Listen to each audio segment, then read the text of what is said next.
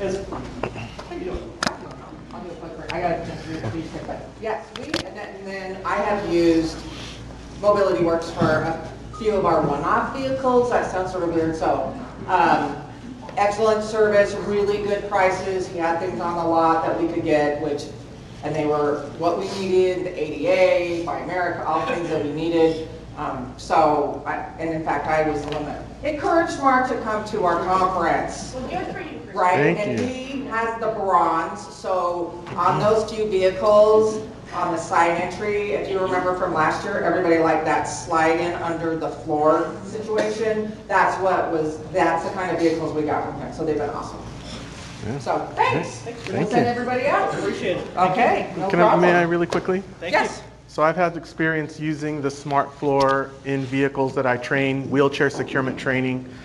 One of the biggest challenges agencies have is in the process of procuring vehicles or having them built.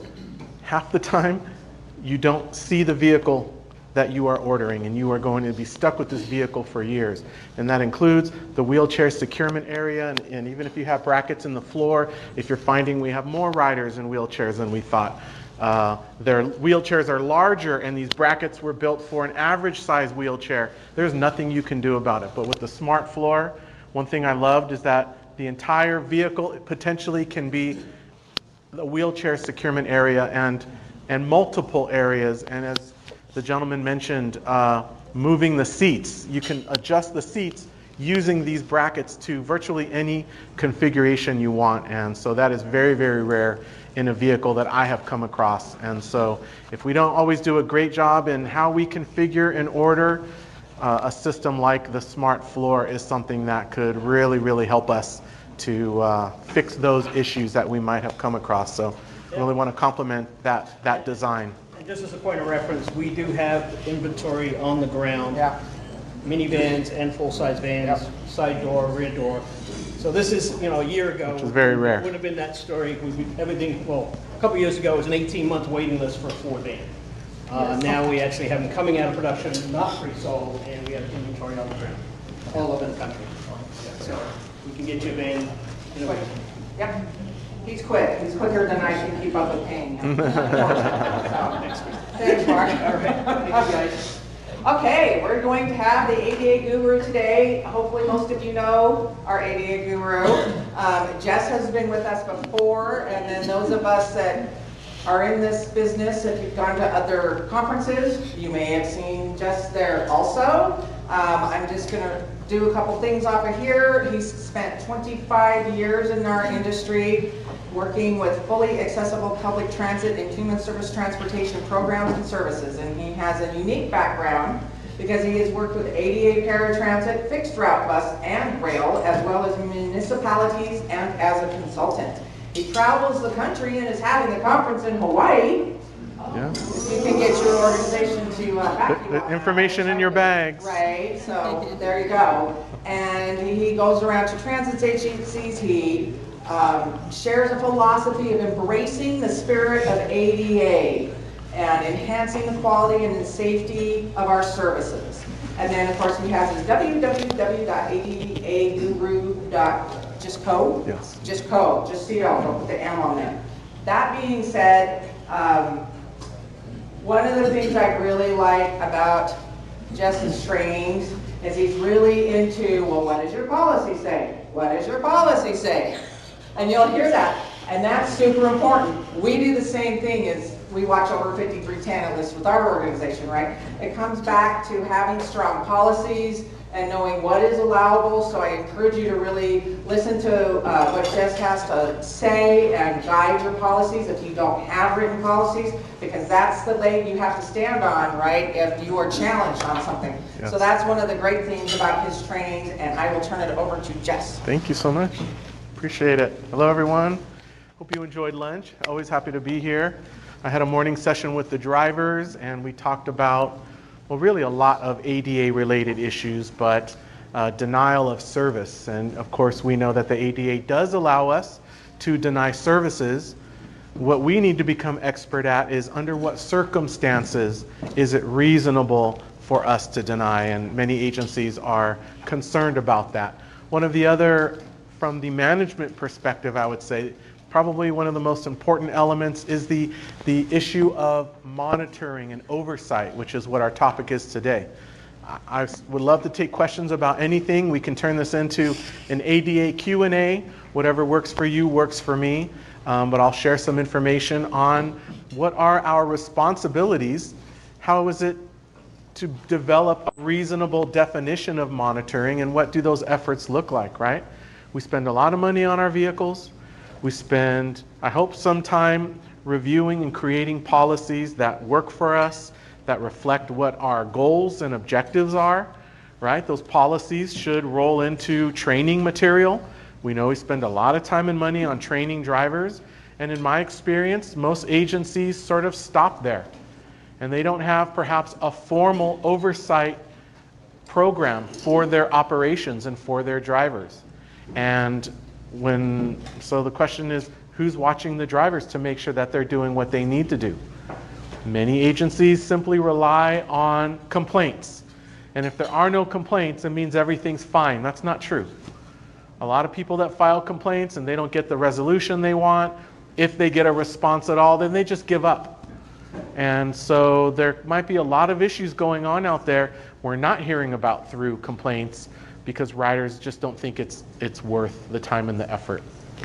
There are some silver bags. Many of you received them, but anyone that came in the last few minutes, you probably don't have one.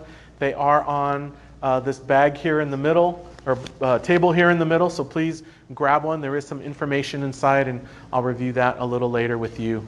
So monitoring is very, very important, obviously, right? I talk a lot. Look at that second bullet. Choices.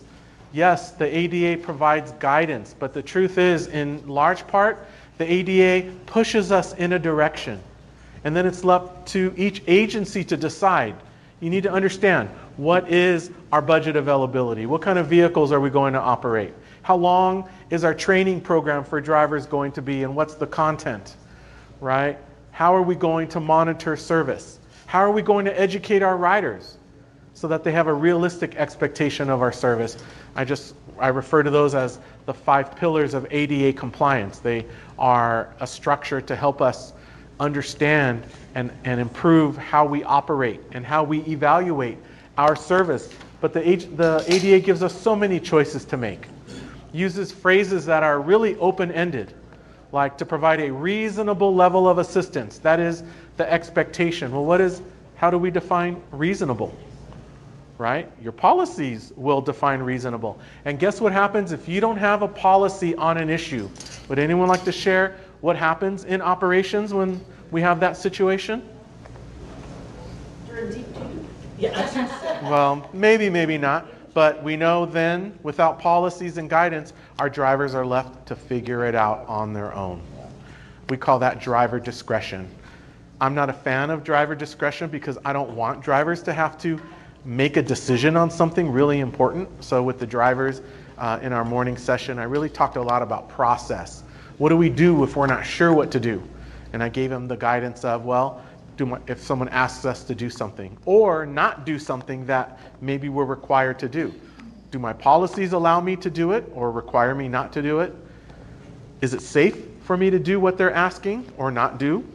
And if I'm not sure, call in for guidance. So that is the information that I was providing to your drivers. I imagine you're all managers and supervisors, executives for the agencies that the drivers, I guess they're over here, aren't they? That the drivers work for. So it's very important that we kind of have consistent messaging, right? Information often flows down. We do need mechanisms, and monitoring is a great way, service oversight, for information to flow bottom up, to get feedback, right? So that's really, really important and working to understand. So the choices that we have, the choices to determine what is unsafe. Is it unsafe? This is a question for all of you. Do your policies allow, or what practice would you like if a rider were being dropped off at a location and the rider says, oh, you know what, I need help. Will you please walk me across the street? Raise your hand if you have a policy about a driver, either van driver, bus operator, walking a customer across the street. So one. Maybe you have a policy that is something addressing when drivers are or are not supposed to leave their vehicles unattended. So maybe that would cover that. Maybe it would, but a lot of people don't think about that. So that might be something we want to deal with.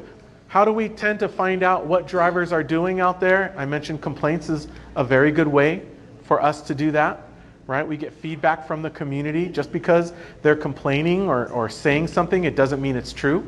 That's why as a part of our monitoring and oversight program, we should have a lot of dedicated effort for investigating complaints, pulling audio and video when it's available, reviewing it. What do our policies say? Did they follow the policy or not? Maybe talk with the rider if we need to, get more information, interview the operator. It's a lengthy and it should be a very thorough process. The ADA is very clear that complaints from their perspective is one of the best ways that we can get feedback from the community. So when we're receiving them, we should really spend the time and the effort to address them. So we know we need to comply with the ADA. Many agencies lack a plan or structure. How many of you refer to your ADA compliance efforts as a program? We call it an ADA compliance program. Most agencies, it's perhaps a series of tasks that are spread around the agency. And so the question we have to ask ourselves is, if this isn't a formal program, how are we developing consistency? I'm working with one agency right now. Having the right people in the right job, as we know, is so important. I'm working with an agency where their ADA compliance staff person is actually an HR professional. So they are an HR professional related to ADA compliance in providing accommodations for employees. And this agency, because this person had ADA, quote unquote, ADA compliance experience, gave them the responsibility for operational oversight to ensure ADA compliance. That's like, asking a plumber to build a brick wall. They're both kind of construction, they're both transit, but they're very, very different skills. And so having the right person, the right people in the right positions to ensure our effective oversight cannot be overstated. So important. How do we retain institutional knowledge, right? Policies is one of those ways. Our trainings is one of those ways. If we're lacking any detail in those things, our agencies can really struggle. How many of you have had the experience where maybe a really trusted employee had an important role, maybe a road supervisor or a dispatcher or whatever they were, and they retired or they quit and they moved on, and you found yourself having to start back from zero in that role? Talk about frustration. Talk about something that happens every day, all the time in our industry. Starting from scratch, starting from zero. It's something that is completely preventable, right? We document our processes. We document our institutional knowledge. That knowledge that that employee had was your knowledge, was your information. They learned it, either they brought some with them, of course, and then they learned more and expanded on it as they worked for your organization. You were entitled to all of that information, but when we don't require it to be documented in some form, we lose it. And agencies all the time, constantly, we're starting from zero. We're starting from zero because a new person is rolling into a position. So that starts to just become really, really frustrating, right? Let's talk about contractors and oversight. That is quite a challenge. I have agencies reaching out to me, and sort of the tone is something along the lines of they've lost complete control of their contractor. They have no control over the contractor. And so that tends to start with the RFP. Most RFPs that I see, especially for the delivery of service, only says something like the contractor will comply with the ADA. And honestly, that doesn't even mean anything to me when the ADA is guidance and we decide how we are going to provide assistance. We decide whether we're going to provide accommodations or not. We decide X, Y, and Z. And when we don't put our preferred operating practices or structure or policies into an RFP, we leave our contractors to follow their own processes and policies. And sometimes that works really well. Most of the time it works until it doesn't, and now we have an issue. And so having control of our contract from the start, that includes your involvement. If you're the contract manager for your organization and you are monitoring your contractor, right? Your best friend is the language in your contract. How do you provide monitoring of your contractor? It should be detailed in your contract. How often are you going to have meetings? Most importantly, what data are they going to provide you? What reports are they going to provide you? By what date? Are there penalties associated with all of these things? In what ways are you able to communicate with their employees? Do you get to participate in their safety meetings?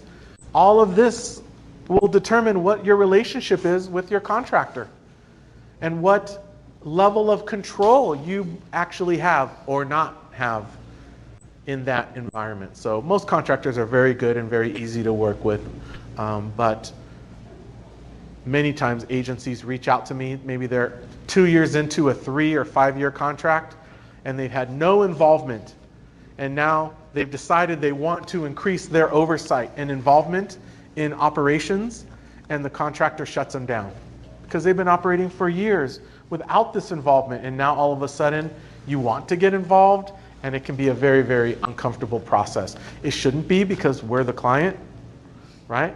We are their customer. They should be a little more open, but that's not always the case. So we don't want to wait until it's too late, and now we have to really struggle to claw our way back in, if you will, right?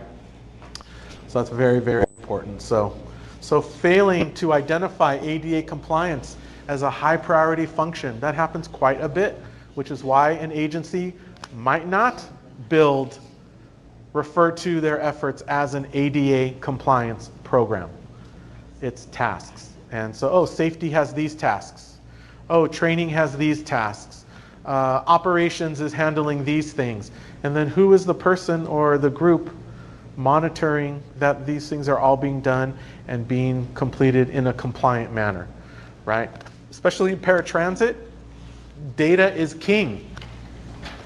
The triennial review process is now, for some agencies, a 100% paper process. I have agencies reaching out to me, triennial reviews, we just finished ours and the FTA's consultants did not visit our community and write our services. And they're probably happy about that, I don't know. But what does that mean?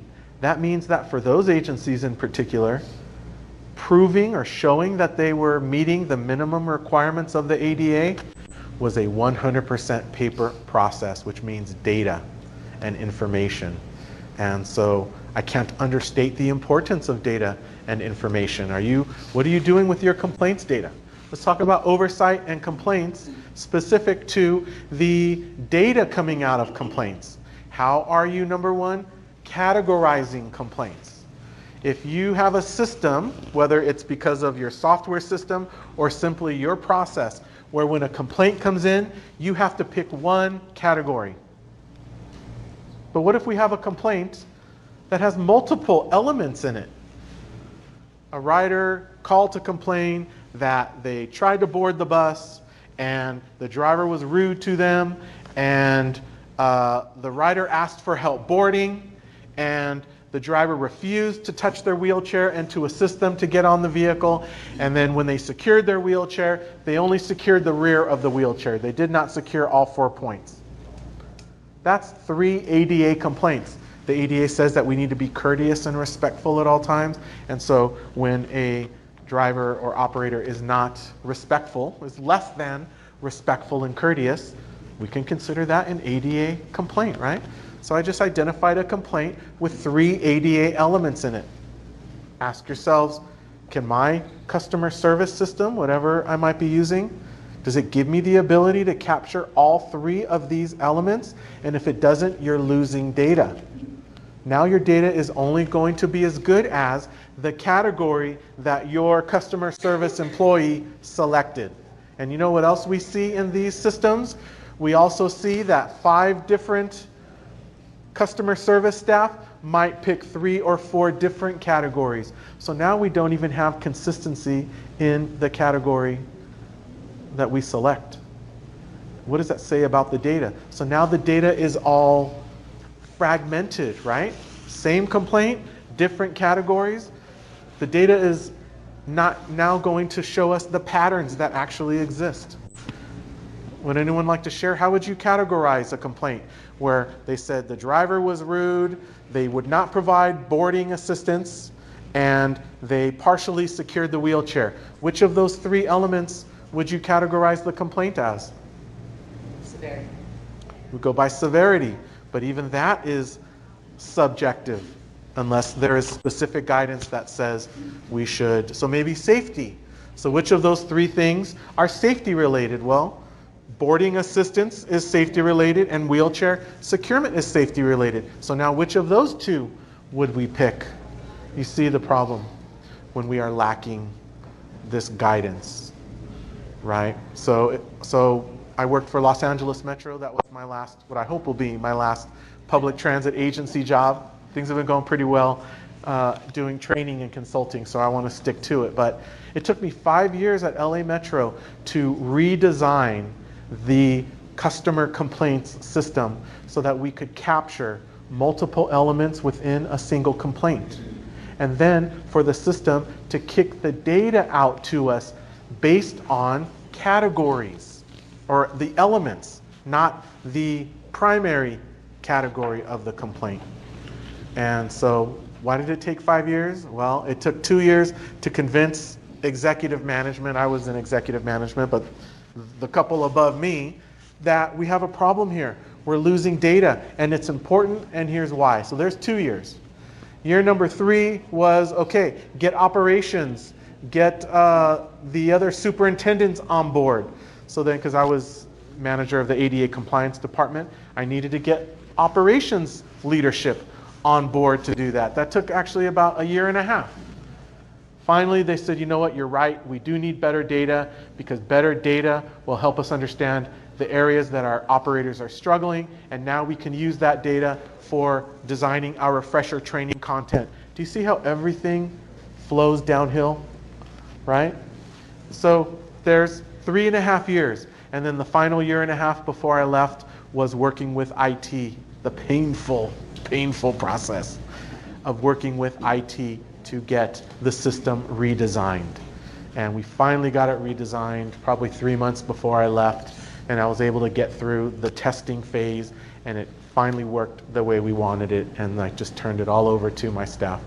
And so these things take time, you know, talk about turning the Titanic. I mean, it took 5 years to turn that Titanic, but the agency is going to be better for it. And let's be honest, when mistakes are made, when there are performance issues that are not identified, and our drivers, our operators continue to make the same mistakes over and over, who are the people that suffer the most because of that?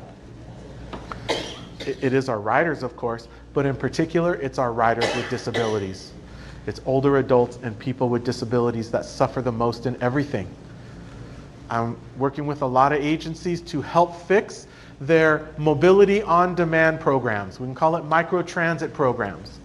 So if we want to talk at a higher level, and I know last year we had some really interesting conversation in this session. Remember we were talking about like mobility management and maximizing existing resources. I thought that was a great discussion.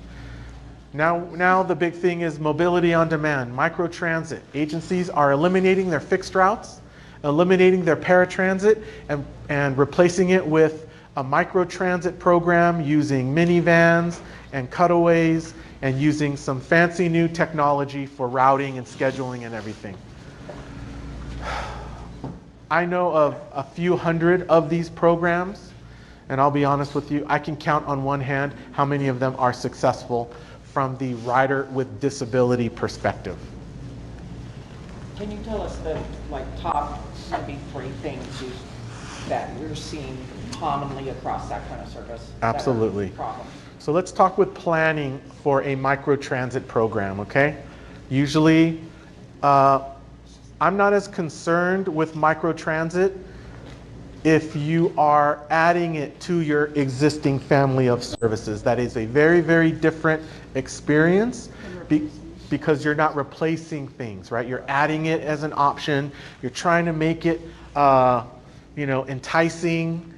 You're trying to get probably what I would use it for primarily, if I could, would be to either service an area that we're currently not servicing to kind of prove that there's demand, but I would also use it as a part of my ADA paratransit demand diversion strategies to try to get people to pick my microtransit program over scheduling an ADA paratransit program, just night and day from the data and compliance perspective. So, but let's just say you're implementing it, this is where the real issues are, in replacing service, especially in particular replacing paratransit service. So number one with planning. For some reason, when we are eliminating fixed route and then we are eliminating paratransit, let's just say we are replacing 20 fixed route buses that were in service 6 days a week and 15 cutaways, larger cutaways in paratransit. For some reason in planning, staff is not understanding what the existing demand for services are and then trying to plan to do their very best to meet that same demand. Okay, so one client that called me, they were deep in a hole. They eliminated their bus, they eliminated paratransit. Their vehicles totaled something like 35 vehicles. They replaced it with a mobility on demand program with 12 of the smallest minivans you can think of. They were operating paratransit with 15 large cutaways. And they replaced it with 12 or 13 minivans. And I haven't even considered all of the demand for fixed route that existed. So what were we seeing in the data? We were seeing riders going on their app. Oh, I get to, like Uber, Lyft, I get to order a trip right now. Great. Going on the app, maybe there's 1, 2, 3, at most 4, 5, 6 seats in one of these minivans at most. For people who are ambulatory. Let's talk about how many seats are available after you get a person in a wheelchair on board. None. One, the front. Right? Maybe we can argue the back row, the bench. Maybe could we sit people there? Well, yeah, we could, but they're going to be stepping over wheelchair securement straps and talk about increasing liability and fall incidences and all of these things. But we get to make choices, right? So there was one major failure, if you will, underestimating demand. And I asked the question too, I was very direct. I said, if you knew what the demand was and how many trips were needed, etc., in your traditional services, be honest with me, you were not actually trying to create a service that could meet the demand for all of these people, were you? And they refused to answer the question. Sure. So you know what that meant? That meant that they didn't care that they were now no longer able to meet the demand. So why were people with disabilities, especially those in wheelchairs, suffering the most in this example? Because it's a non-ADA required service, which means that you can deny requests for trips. And all it took was like 2 people to have scheduled a trip. And now the wheelchair securement location was not available. The vehicle was full in the system for a person in a wheelchair. And so we started to see in the data the constant, ongoing denial of requests for trips by people in wheelchairs. And maybe they were the ones that needed public transportation the most. And so I think that's a great example of they didn't plan or they didn't care. And now we had a whole population in this community of people that were without service. There was no more paratransit. They can't get a mobility on demand. So now, even if you call Uber, Lyft, I just took a screenshot coming here, actually, of the availability and the times of a wheelchair accessible vehicle I took Uber to come here from the airport.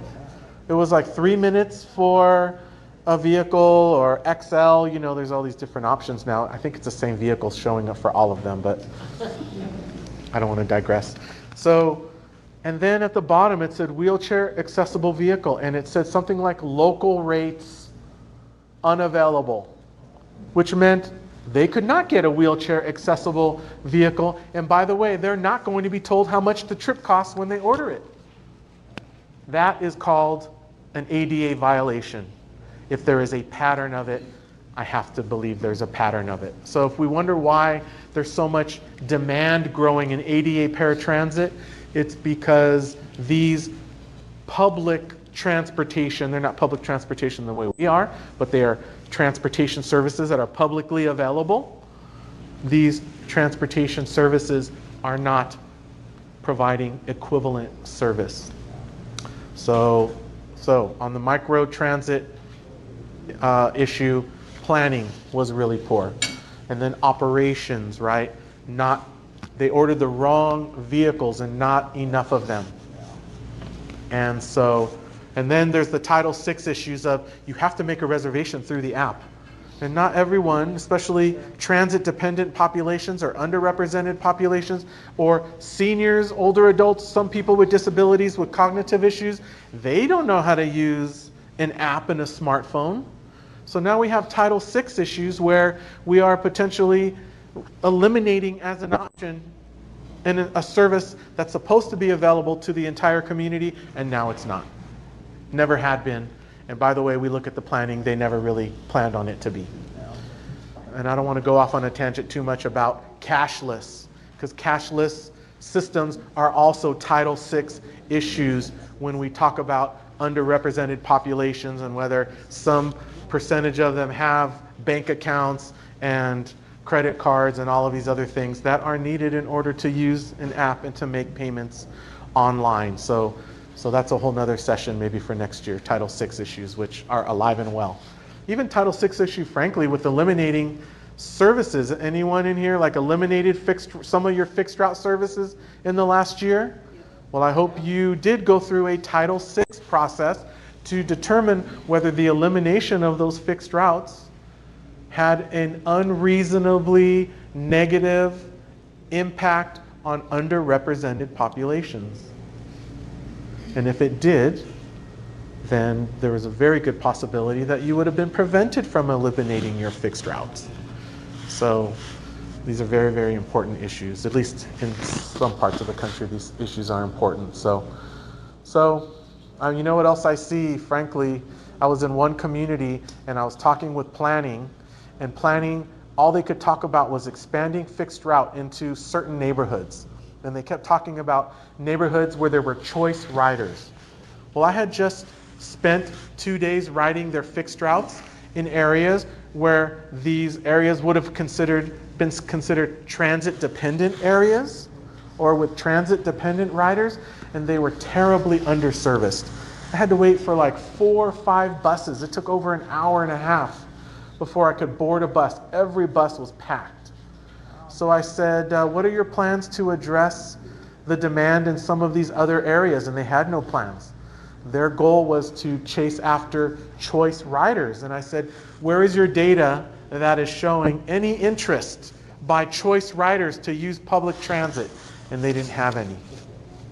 And so these are some of the challenges, right? It's very important. Who are our riders? Who are our riders that are the base of our service, and then we build from there, right? It's not always happening that way in some communities. So, and so what happens in a community where we've implemented this microtransit or mobility on demand program? It replaced our fixed route, it replaced our paratransit. We are terribly underserving certain key communities. The community starts to rebel, and we start to have elected officials being called by riders with disabilities. We start to have them coming to our board meetings. All of a sudden, executives that trusted staff, planners, are starting to ask, well, how could we have gone from having so many vehicles and providing so much service to now this level of service And all these people are complaining. And there's all this data showing all of these trips being denied. How did this happen? And everyone just starts staring at each other because no one wants to, maybe no one ultimately is responsible. I don't know. Executives need to fall on that knife, as they say, I guess. Please. For our transit authority, when we started doing the on-demand areas, we do them by zones, so it's a slow rollout. Yeah. They tried to do what you suggested, which was, well, we only need a certain percentage of these vehicles to be ADA. By the way, they weren't truly ADA. They were not super accessible because a lot of those minivans cannot accommodate a larger mobility device with a larger person. Yes.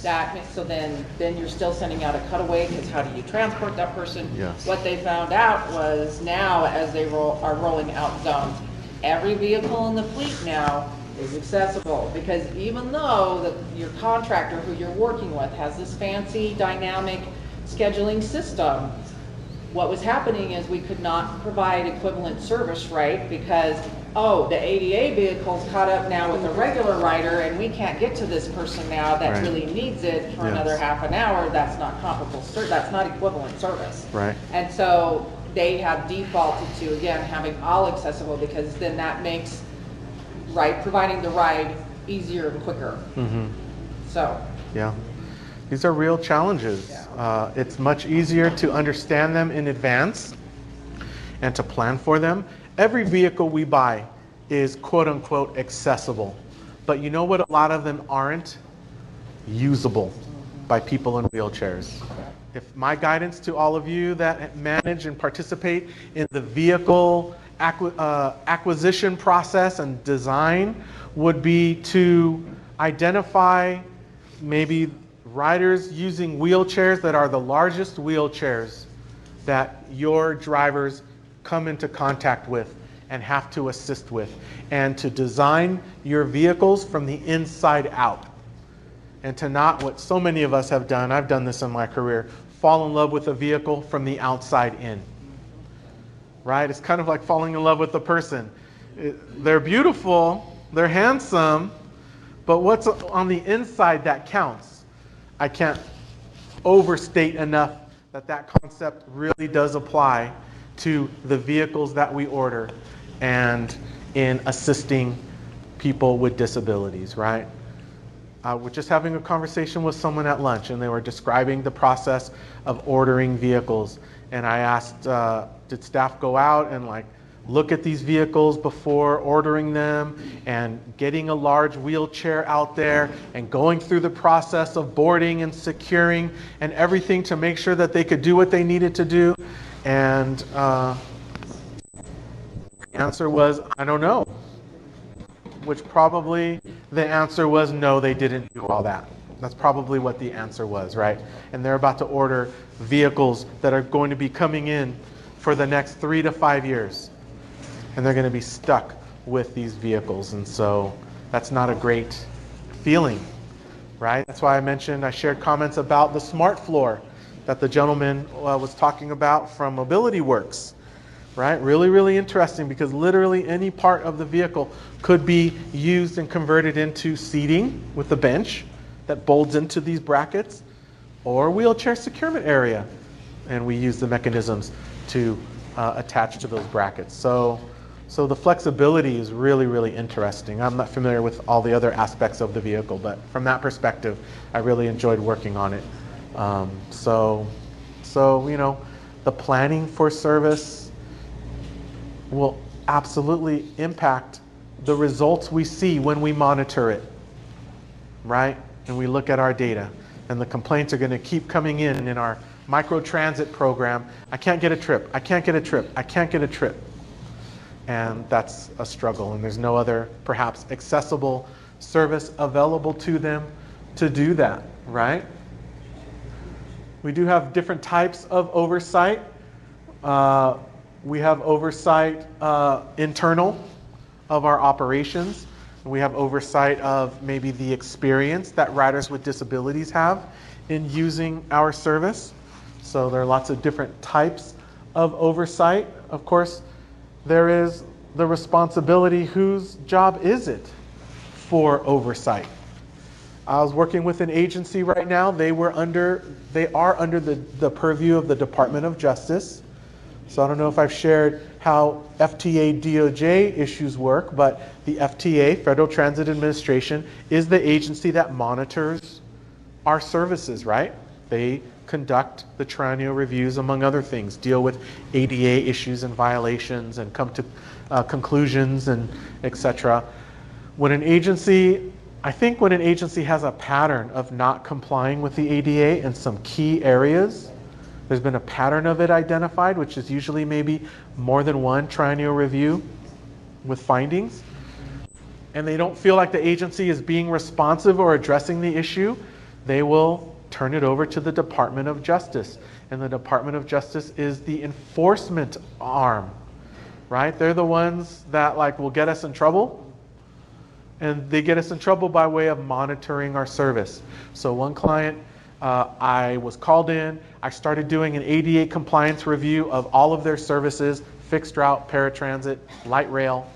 And about a week in, after looking through the data and a quick visit, I said, I feel like you should be expecting a letter from the Department of Justice. Everything just seems right based on the other work with agencies that are under DOJ purview. And a week later, they got a letter from the Department of Justice. And so the letter said something like, we need a plan for you to come into compliance on these issues within 12 months. We're in month 14 now. So a decision has to be made soon. Either they did it, and DOJ will say, okay, keep doing the great work, or DOJ won't feel like the work is done and they haven't complied. And the data is showing somewhere in between, frankly. And so DOJ might say, like I have another client, they were under a 3-year purview. DOJ might say, okay, we're gonna convert this to a 3-year starting now. And that gets a lot worse and a lot more, they look a lot deeper. And they start looking at other issues as well. FTA is only concerned about these issues that are out of compliance. When DOJ comes, they look at everything. They open every closet. And it's not a lot of fun. I like to help agencies to kind of dig out from these holes, if you will, but for the agencies having to go through it, it is definitely quite a challenge. So let's see. What are some of the biggest challenges you all have? Any of you that work directly in monitoring your operation, what are some of the biggest challenges?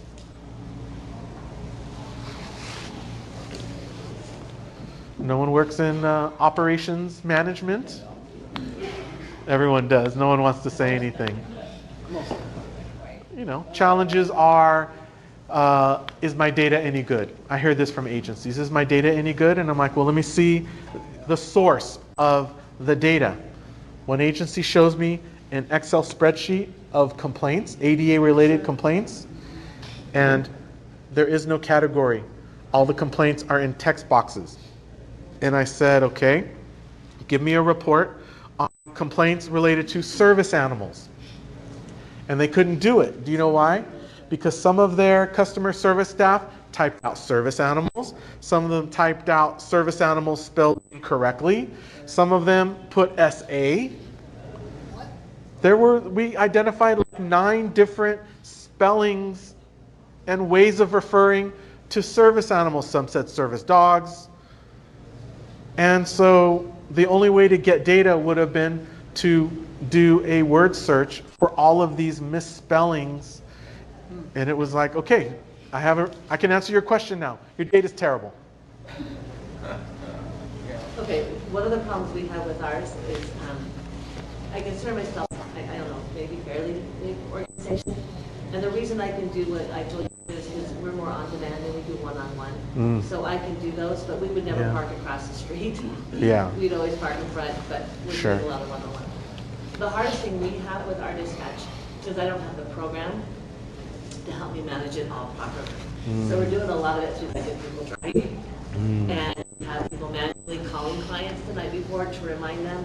which is great until you have someone with mental health issues or memory issues, and then we Right. don't pick them up the next day, and they're like, I'm not going out with you today. Right.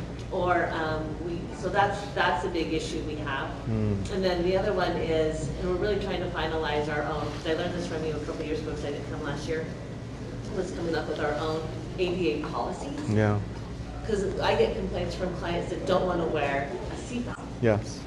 And I'm like, that's fine, because you have that right, but I have a right as a company that you don't have to come in our vehicle. So Yes. that's something that my employees are really big on, and they know I'm a stickler with that. And that's a choice that client has to ride or not ride with us. So those are some of the issues we're having, but we're trying to finalize our. Right. No, thank you for sharing that.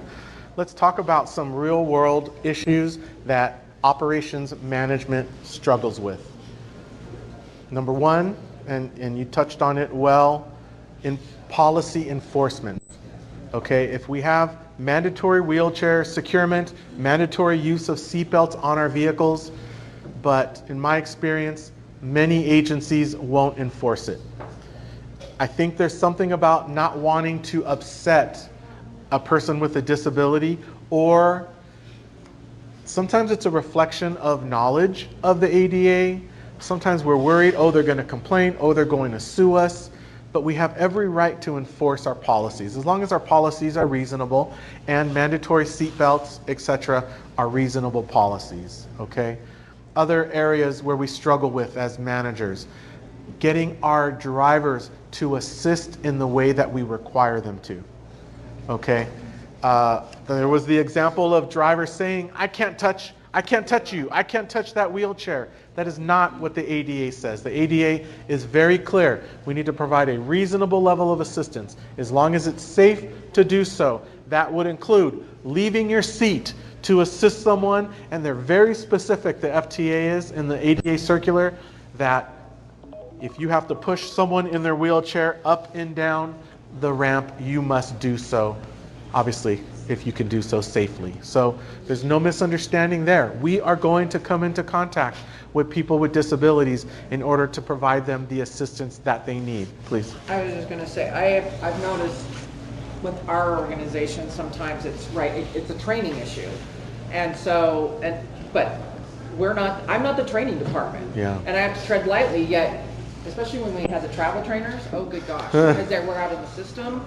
They're in a different department now, but they would see stuff all the time, like you say, Yes. and you have one operator that's completely accommodating, do bend over backwards for you, and the next operator's like, tough luck. Yes. You can't get in here, then you're not getting on my bus. Yes. And you're like, how do you have such inconsistency when you're going through supposedly the same training?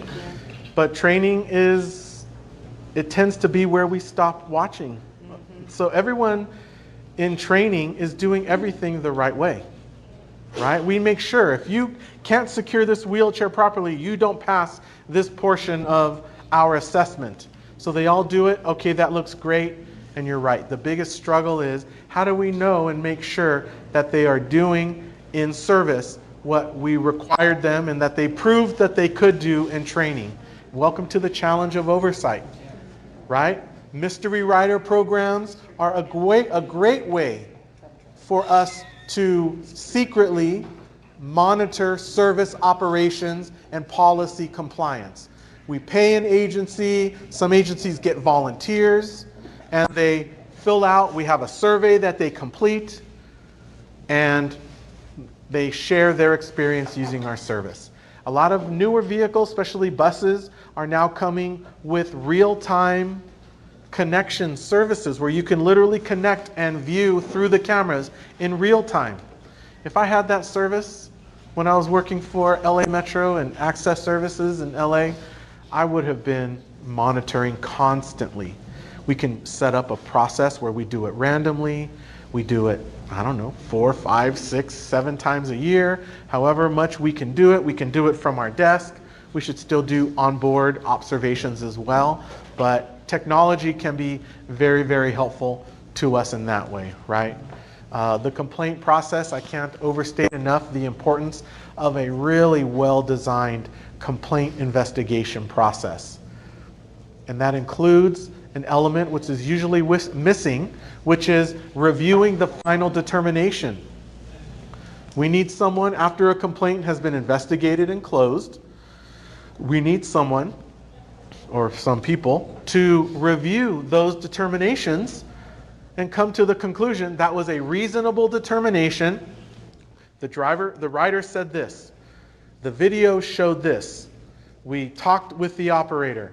We came to a reasonable conclusion. It was either valid, invalid, or unable to determine.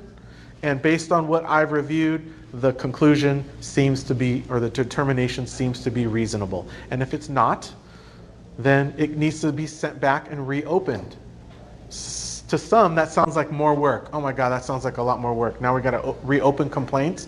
Well, we do if we care about the quality of our data. We do if we care about using the complaints process as an effective operations monitoring tool.